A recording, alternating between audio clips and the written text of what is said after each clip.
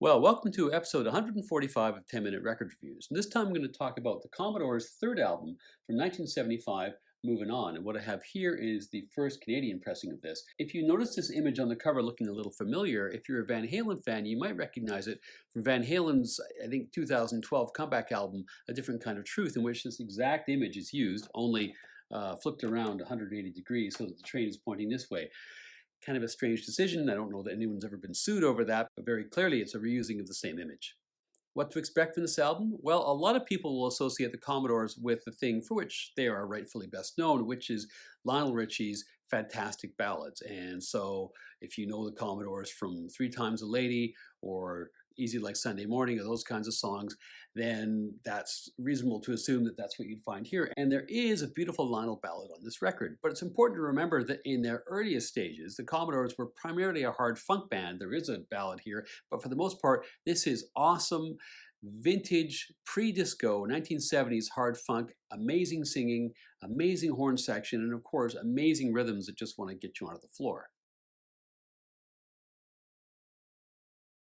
The Commodores get their start in the late 1960s at Tuskegee University in Alabama, where all the six original founding members were attending. Lionel Richie and Thomas McClary actually met in the registration lineup in the fall of 1967, and by the early part of 1968, all six of the founding members were actually grouped into two different bands who were both playing on campus. Lionel Richie, Thomas McClary, and William King were in a band called the Mystics, and Andre Callahan, Michael Gilbert, and Milan Williams were in a band called the Jays. A little bit later in the term, the two bands decided to pool resources to try and achieve something bigger, and so they became the Commodores after opening a dictionary to a random page and picking a random word. They won the annual freshman talent competition at the university, and they were on their way. Between 1968 and 1972, there were a few lineup changes in the Commodores, some of which were enforced by the draft because, of course, the Vietnam War was happening at this time. And the six-piece lineup, which was to endure for the rest of the 1970s, was in place. And this, of course, included Rondel LaPrade on bass and Walter Orange on drums and vocals. Again, and maybe surprising for people who are more familiar with the later output of the Commodores, Lionel Richie was not the principal default lead singer. He was actually very shy at the outset. He preferred to play sax. He gradually worked his way into the singing, and he and Orange would share the lead singing duties over various songs. And so it's Orange who, for instance, is the lead singer on the big hit Brick House, and this lineup stays together all the way to 1982 when Lionel leaves as a solo artist.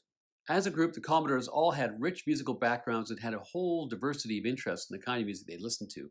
Not all of them were music majors at Tuskegee. In fact, I think it was only Orange who was a formal music student. But all the rest of them had uncles and aunts who were band leaders or singers or performers or were otherwise familiar with music in the music industry. Lionel Richie, for example, had a grandmother who was a classical music teacher and had an uncle who had actually done some arrangement for Duke Ellington.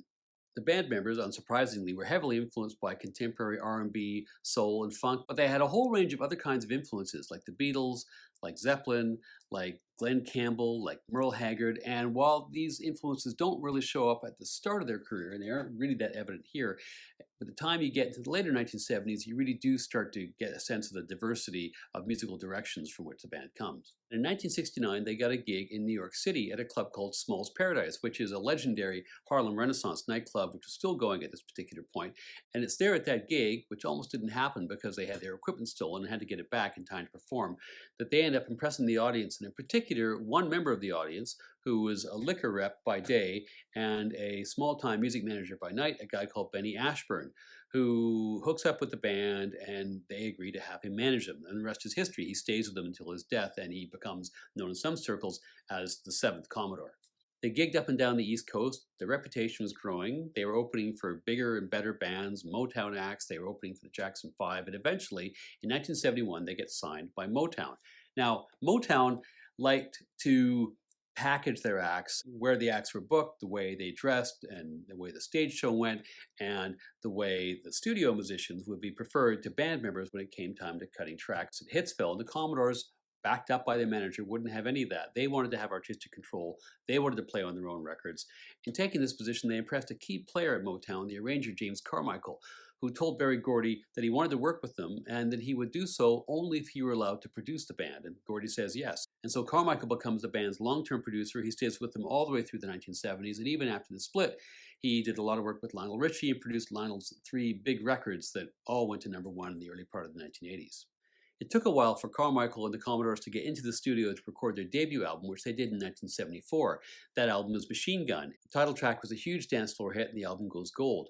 The follow-up album, Caught in the Act, had their first ever #1 R&B hit, Slippery When Wet, and these guys are well established as R&B superstars by the time this album comes out in 1975.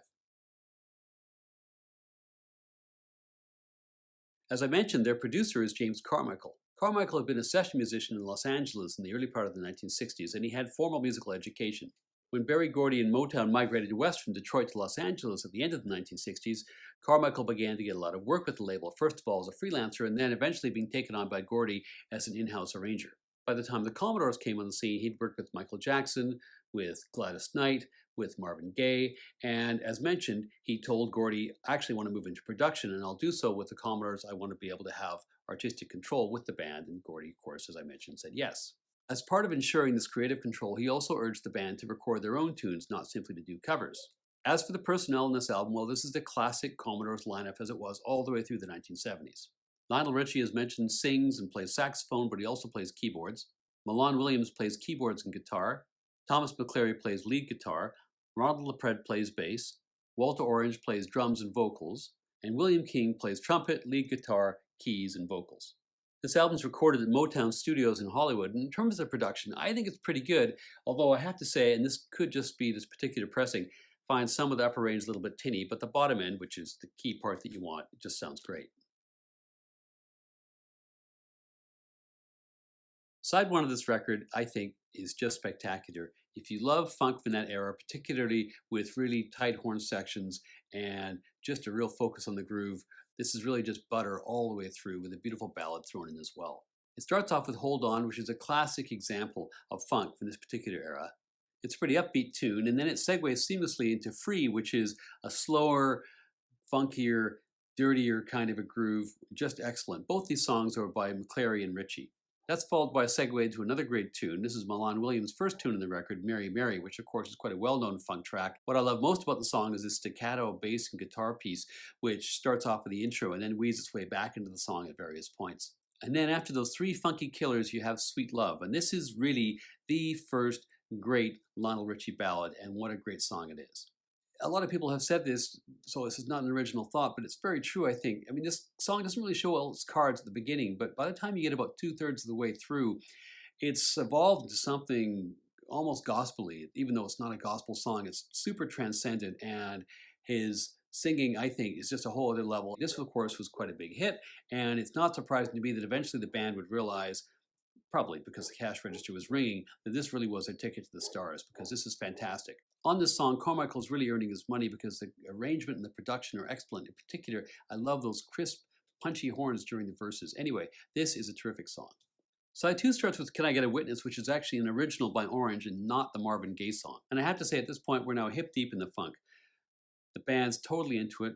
You can hear people saying, well, well, well, and just the whole vibe and spontaneous feeling in the recording. The clavinet's just on fire, the clavinet, that great time machine to the early 1970s. The bass work by Ronald LaPred is amazing. I mean, it's amazing all the way through this record, but here it really stands out. And there's also a really great percussive breakdown in the middle of the song. This is just gold start to finish. But it gets better because the very next song, Gimme My Mule, is probably the funk standout in this record and one of the very funkiest tracks they ever recorded. This is really superb. It's down and dirty funk. It just keeps pumping without remorse for 5 minutes straight. It's a funny lyric. It's actually kind of a homage to down home country life of all things. Great tune, and one which is not that well known these days. The second last song on the album is Time, and this is the very first track after 6 total cookers, which to me seems a little bit unremarkable, kind of middle of the road. It's not a bad tune, but it's not particularly memorable. And then the very last tune is an instrumental, Cebu. Took me a while to warm to this song. I kind of felt it was filler the first couple times I listened to it, but I've changed my mind fundamentally. It really is a slow burner. It takes a while to get going. It really starts to cook towards the end. And the drums at the end are amazing, bringing to a close a fantastic record. So this album flies under the radar, but it has as good a side one as any R&B album of the 1970s, in my opinion. And I think you can also make a case that this is the best album of their early hard funk era. Side 2 is a little bit more uneven, but Gimme My Mule is a stone cold classic. There really are no weak songs in this whole record. So for people who think the Commodores are really just a band that can be summed up with Lionel ballads, this will be an absolute revelation, particularly if you want to get on the dance floor. And for me, this is 4.5 out of 5 stars.